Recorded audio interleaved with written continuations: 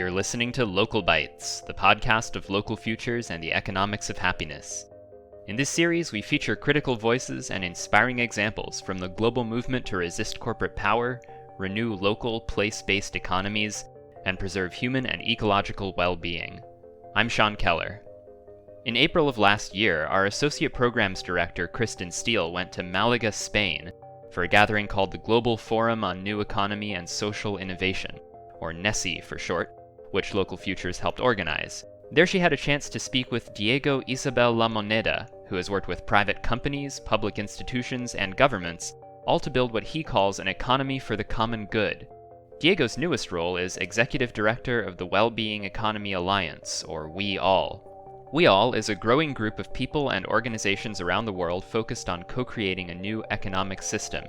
Local Futures has been involved in getting it off the ground. The goal is to bring businesses, NGOs, policymakers, faith-based groups, academics, and citizens all together into a coherent global new economy movement, with a vision for change and a set of strategies for how to achieve it. It's ambitious, it's revolutionary, and it's launching this September, so head to wellbeingeconomy.org for updates. Without further ado then, let's listen in on Kristen's conversation with Diego. Hi Diego. Hi. Thank you for speaking with me. I'm really happy to do it. You've been extremely busy up until now, so really appreciate you Yes, taking the but time. also enjoying a lot Yeah. because I can feel the energy of the people, and I think we are achieving something really important. I agree. So could you tell me about how you got into this work in the new economy realm? So my background is both businesses. I've been always a social entrepreneur and social issues. Then I've been involved in different new economy movement. I've been involved in the social economy, the economy for common goods, advising social entrepreneurs and social enterprises. And I always thought that if we really want to co-create a new economy, we need to build bridges between all the new economy movements on the one hand, and on the other hand, between different actors. So traditional businesses, policymakers, politicians, consumers, NGOs, all of them together if we really want to create a new economy. Could you tell me your thoughts on the role of the global economy, the one we have right now, in creating ecological and social crises? So I think, because we will always be now in a global economy, are the values behind that global economy. So to the extent that we are in a global economy, that we think that producing cheaper without caring about people, violating human rights or labor standards, because in some countries they don't have the same laws or rules that in other countries or the same standards, or destroying the planet, then that is the problem. The values that make a business person to do this kind of things, and the values that make consumers to not commit. So we will be always in a global economy, but the values behind the global economy are the key in order to stay in an economy that creates social and ecological crisis, an economy that will never finish with poverty, an economy that will keep on increasing inequality, an economy that created climate change. And we have to move to another global economy with some local principles, and where the people on the planet are the goal of the economy, to serve people on the planet, and not people on the planet serving the economy. And so how do you propose we go about changing those values? I've been speaking with many business people that they say, okay, the values that you're talking about, I like that values, solidarity, trust, confidence, love. I like that values for my family and my friends. But when I am in the company, the market, the competitors, the system, somehow they make me behave in a different way. So that is the problem, that the system, the competitive system, make that when you behave with your colleagues, even that you have to compete to get the next position, with your suppliers chain, you have to make cheaper the price of your products. You apply different values with them that you don't really like, but you think that the economy is the way that works. So the values are very clear. Everyone knows what are the good values for people. But we have to be able to start to talk, for instance, about love in the economy. I love my friends, I love my family. Why I cannot love my colleagues or my competitors?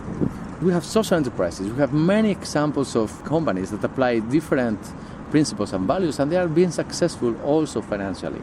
So I think that is the change that now is happening, and we have many examples. Today we're listening to Tessa Wernick, the co-founder of Fairphone. Mm-hmm. I love this example. Mm-hmm. They started trying to solve a problem, the conflict with minerals and people being a slave just to get minerals that we use in our smartphone.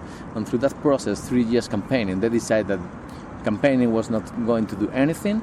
It's important, but they decided to create a smartphone following fair trade principles and also fighting planned obsolescence. So you can use not 1 or 2 years, but 5, 6 or 7 years. So that is a very good example, and they're selling the smartphones and they're getting money to pursue their social purpose. So this is a very good example that the new economy is possible not only with organic food, not only with some ethical clothes, but also with electronics and with technology.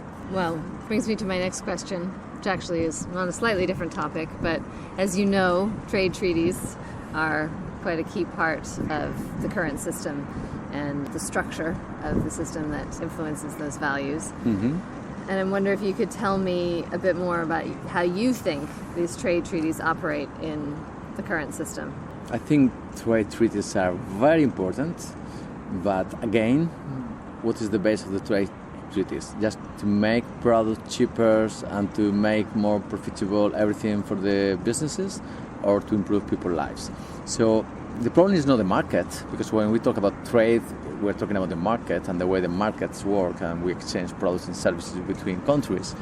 The point again is about values. For instance, I participate in a paper that we did for the European Economic and Social Committee about how to create an European ethical market. And one of the proposals was, first, if Europe or any country, you have a values for your economy, and you say, my economy, any product that you can find in my shops will guarantee human rights, then you can make that treaty with all the other countries of the world. If you want to send your products here, it's not only Europe with US, it can be Europe with Bhutan, or Europe with Russia, or Europe with Australia. In Europe, if you want to sell your products, you have to demonstrate that you are aligned with these values and you are following human rights, labor standards, or environmental standards. So let's talk about the values of our country or Europe or whatever, and then let's create trade for everyone that want to make businesses with us. And finally, then, as you know, Local Futures, our central mission is promoting localization as a strategy for building the new economy. And you did mention local before. Yeah. So the global economy needs to also have local elements to it. How do you see localization fitting into this overall movement to build the new economy? As you say, before we were talking about global economy, and I think we are in a global economy just because we are in a global world and we are connected. But for me, the key aspect of the new economy, to change the economy, is localization. I like to talk about globalization of localization. So localization should be in everywhere, in every local city, town, village. Because many times we talk about localization and then we think that we have to go to a small village in the mountains and to grow our organic food. Okay, that is localization, but we can do localization in other cities, towns, in everywhere. In everywhere in the world we should apply that globalization of localizations. The best way to run the economy is to produce and consume local products and to eliminate intermediaries, to pay the fair price of the products to the producers. Even you can be at the same time a producer and a consumer in a local cooperative, because it's the way that human beings have been always living until only some centuries ago. And then, of course, if I want a solar panel in Malaga and I need silicon, probably the silicon will be coming from Bolivia or Chile, because in Spain we don't have silicon, but we will be aware of that and we will try to do it in a sustainable way. So we need also global trades for some products. But if I am in Malaga, it doesn't make any sense to bring a mango from Latin America, because in Malaga we have mangoes. So maybe it's a different kind of mango, because it's good that we have biodiversity and there are many different kinds of mangoes, but okay, I can't believe eating Malaga mangoes. I don't need to eat Argentina mangoes. So that is something that is education. And we have to make everyone aware that this change is possible and feasible nowadays. So how would you suggest that people who are listening to this podcast get involved in building the new economy? I like to copy Mahatma Gandhi's message, one of the most famous quotes when he said, "Be the change you want to see in the world." And in my talk sometimes I finish saying, "Be the economy you want to see in the world." So if you don't want to see people suffering in Asia in factories producing clothes, try to identify what kind of brands are making sustainable and ethical fashion products or clothes in your town, in your local place. If you want to be healthy, that everyone is healthy, that the land is healthy, that the seeds are there for you and for the future generations, try to produce and consume your own food, and if you need other people to produce, then try to go for local producers. So you can do many things by yourself. You can complain about the governments. We can complain about the businesses. But what about me? That is the point. Thank you so much Thanks to for you. talking with me. I really enjoy it. Me too.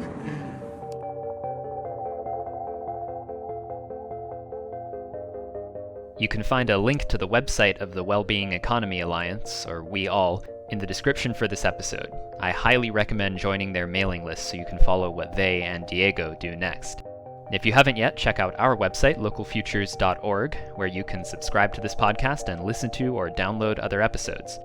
If you liked this episode, please share it with your friends and communities, and write to us at info@localfutures.org if you have ideas for other people or topics we should feature on the podcast. Thanks for listening to Local Bites.